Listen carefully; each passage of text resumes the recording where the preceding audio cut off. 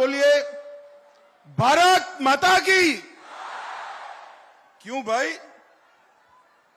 बालूरघाट वालों की आवाज को क्या हो गया है? मोदी जी को फिर से प्रधानमंत्री बनाना है या नहीं बनाना है? बंगाल में 30 सीटें पार करनी है या नहीं करनी है? तो ऐसी आवाज नहीं चलेगी। सभी माताएं बहनें हाथ उठाएं, पीछे तक युवा हाथ उठाए, पीछे भी हाथ उठाओ जरा। विजय के विश्वास की मुट्ठी बीचो, ममता जी को जवाब देने के विश्वास की मुट्ठी बीचो और प्रचंड आवाज से बोलिए भारत माता की, भारत माता की। मंच पर उपस्थित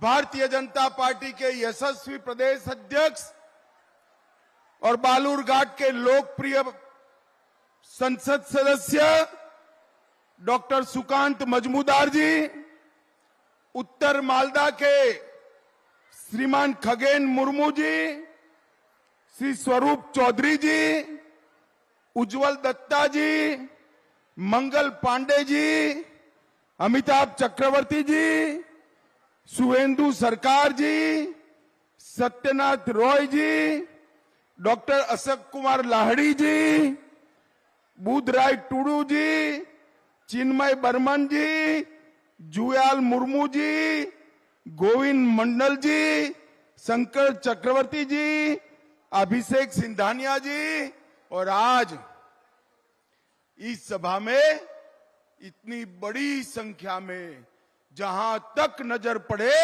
लोग ही लोग दिखाई पड़ते हैं। इतनी बड़ी संख्या में आए हुए प्यारे भाइयों बहनों माताओं और मेरे जिगर के टुकड़े जैसे युवा मित्रों, आप सभी को नमस्कार। मैंने उतरते ही अध्यक्ष जी को कहा कि भाई जो भीड़ बालूरघाट की सभा में आई है, अब करने को क्या बचा है? चुनाव आपका यही समाप्त हो गया है भाजपा जी की। भाई और बहनों, जब मैं यहां आया हूं तब बोल्ला काली मंदिर, देवी बुरा काली, नरवरिया शिव मंदिर और देवी दुर्गा को चरणों में प्रणाम कर कर मेरी बात की शुरुआत करना चाहता हूं। मैं जब यहां आया हूं तब शहीद चुरका मुर्मू, जिन्होंने बांग्लादेश मुक्ति युद्ध में भारत के जवानों की मदद करते हुए शहीदी करी, उनको भी प्रणाम करता हूं। और बंगाल की इस वीर भूमि पर आया हूं तब अनगिनत स्वतंत्र सेनानियों के साथ साथ सुभाष बाबू, नेताजी और हमारे भाजपा के स्थापक अध्यक्ष श्यामा प्रसाद मुखर्जी को भी प्रणाम कर कर मेरी बात की बात। ये बालूरघाट में अभी बरसी स्नान चल रहा है ना भाई? चल रहा है नहीं चल रहा है? स्नान कर कर शिव जी की पूजा करते हो ना, मगर याद रखना स्नान कर कर शिव जी की पूजा कर कर 19 तारीख को कमल के निशान पर बड़े जुनून के साथ बटन दबाना है। दबाएंगे क्या? दबाएंगे। ये पूरे क्षेत्र के अंदर जो दारुण गरीबी फैली है, इसके लिए अगर कोई जिम्मेदारी है तो केवल और केवल कम्युनिस्ट और तृणमूल कांग्रेस है। आप मालूम पड़ गए, यहां का दही, तांत की साड़ी और मुखड़ा शिल्प, तीनों को अगर विश्व प्रसिद्ध करना है तो यहां बंगाल में भी भाजपा सरकार बनानी है और मोदी जी को भी लाना है। भाई और बहनों, 2014 में हम आए थे, बंगाल की जनता ने सिर्फ 2 सीटें दी थी। फिर 19 में आए आपने 18 सीटें दी, 19 में आपने 18 दी, तो मोदी जी 300 से ज्यादा सीट से प्रधानमंत्री बने। अब 2024 में 18 से बढ़ाकर 30 करनी है और 370 पार करना है। मुझे बताओ, हो जाएगा ना? पक्का हो जाएगा? भाई और बहनों, हमारे सोनार बांग्ला को ममता दीदी ने बम धमाकों से गूंजता कर दिया है। सोनार बांग्ला को कट मनी से परेशान किया है, भ्रष्टाचार से परेशान किया है।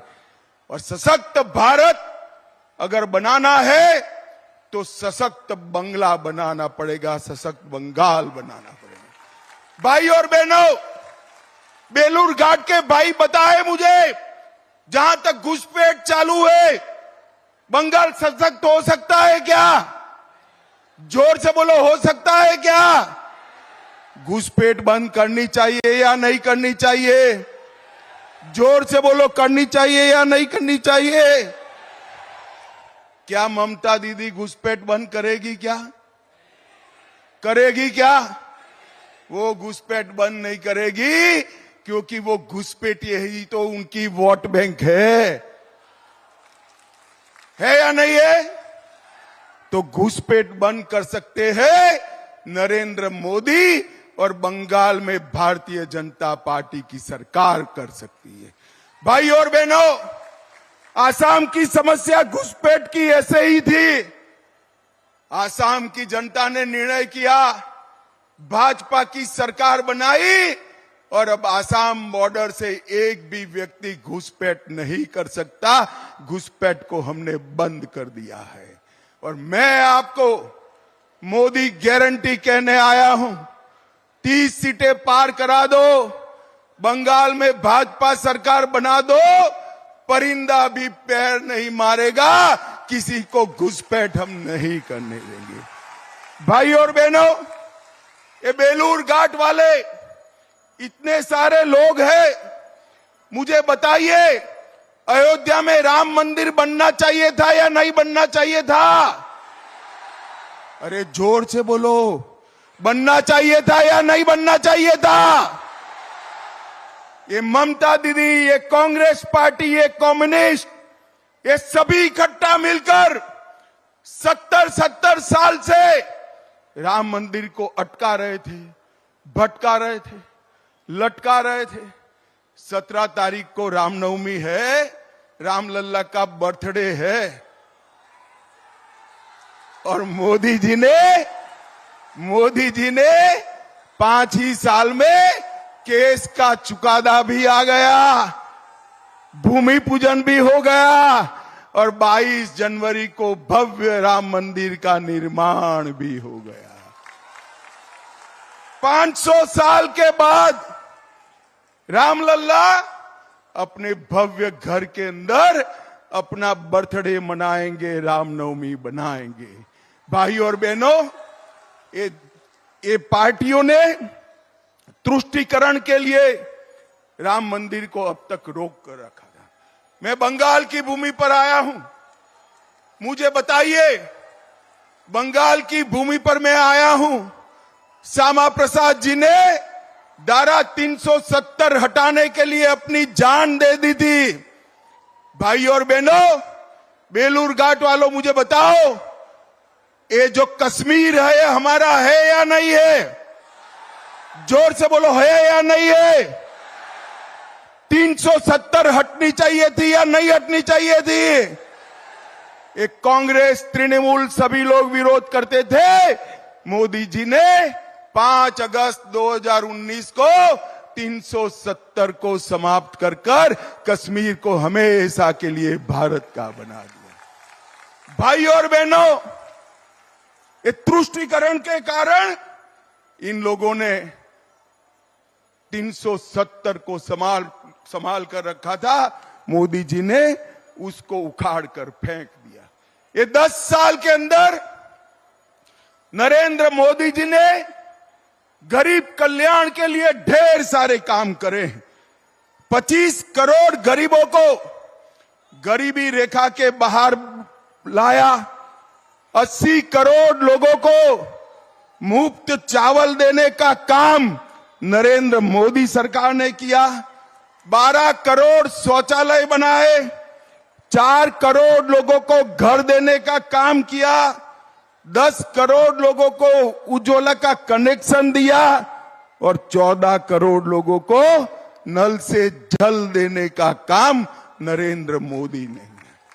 यहां बेलूर घाट वाले आए हैं, मैं उनको पूछना चाहता हूं, मोदी जी ने देश भर में एक योजना करी है कि 5 लाख तक का सभी हेल्थ का खर्चा, स्वास्थ्य का खर्चा मोदी जी उठा रहे हैं। देश भर के गरीबों को इसका फायदा मिल रहा है, बंगाल को नहीं मिल रहा है, क्योंकि ममता दीदी आयुष्मान भारत योजना को नीचे तक नहीं पहुंचा सकती। भाई और बहनों, मैं आज मोदी गारंटी करके देने आया हूं, एक बार 300 पार कर ममता की सरकार को उखाड़ दो, सभी का 5 लाख तक का पूरा इलाज मुफ्त हो जाएगा। आपके चावल में कोई कटौती नहीं कर पाएगा, कोई कटमनी नहीं ले पाएगा, कोई कोयले की तस्करी नहीं कर पाएगा, कोई गौ तस्करी नहीं कर पाएगा और कोई घुसपैठ भी नहीं कर पाएगा। ये बंगाल पश्चिम बंगाल के लोगों का है, इनसे कोई कॉम्प्रोमाइज नहीं होगा। भाई और बहनों, मुझे बताओ, 3 तलाक हटाना चाहिए था या नहीं हटाना चाहिए था? जोर से बोलो, माताओं बहनों बोलो, हटाना चाहिए था या नहीं हटाना चाहिए? ममता दीदी नहीं चाहती 3 तलाक हटाएंगे। भारतीय जनता पार्टी की नरेंद्र मोदी सरकार ने 3 तलाक को समाप्त कर मुस्लिम बहनों के साथ न्याय करने का काम किया है। भाई और बहनों, एक कांग्रेस पार्टी को क्या हो गया है मेरी समझ में नहीं आ रहा है। आज भी कहते हैं कि मुस्लिम पर्सनल लॉ होना चाहिए, यूसीसी नहीं होना चाहिए। भाई और बहनों, वो तो छोड़िए, वो अपना मैनिफेस्टो निकालते हैं, ऊपर तस्वीर थाईलैंड की लगाते हैं। पूरे भारत में एक भी तस्वीर नहीं मिलती इनको, थाईलैंड की तस्वीर लगाते हैं। मगर क्यों लगाते हैं? इसलिए लगाते हैं कि राहुल बाबा बार बार वहां वैकेशन करने के लिए चले जाते हैं, वैकेशन करने के लिए। भाई और बहनों, ये पार्टियों का हमारे साथ, देश के साथ, देश के गरीबों के साथ, देश की जनता के साथ कोई सरोकार नहीं। और मैं आज बंगाल में चुनाव की घोषणा के बाद पहली बार आया हूं। मैं बंगाल की जनता को हाथ जोड़कर विनती करने आया हूं। हमने एक कानून पारित किया है सीए का। ममता दीदी बंगाल के लोगों को गुमराह कर रही है। ये कह रही है कि आपने एप्लीकेशन किया तो आपका नागरिकता चला जाएगा। अरे नागरिकता है ही नहीं ममता दीदी, आपको क्या मालूम है?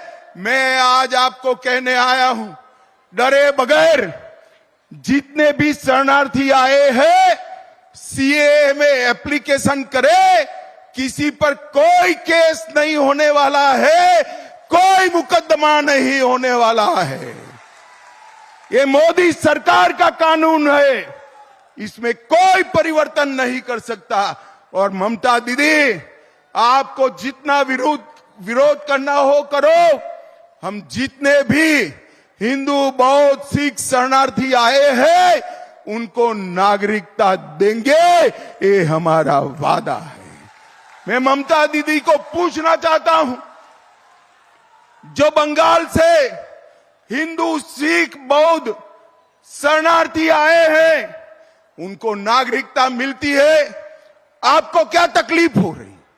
एक और घुसपैठियों को लाल जाजम बिठाकर स्वागत करती हो, रोहिंग्या का स्वागत करती हो, और दूसरी ओर जो हिंदू, बौद्ध, सिख शरणार्थी आए हैं उनको गुमराह कर रही हो। दीदी आपकी दाल नहीं गलने वाली। मोदी जी ने रूल्स नोटिफाई कर दिए हैं, बंगाल के सारे शरणार्थी भय मुक्त होकर अप्लाई करे। आपका इस देश पर इतना ही अधिकार है जितना मेरा है, आपका अधिकार इतना ही। सभी लोगों ने अप्लाई करना चाहिए। भाई और बहनों, तुष्टीकरण की सीमा करने वाली ये पार्टी कुछ नहीं कर सकती।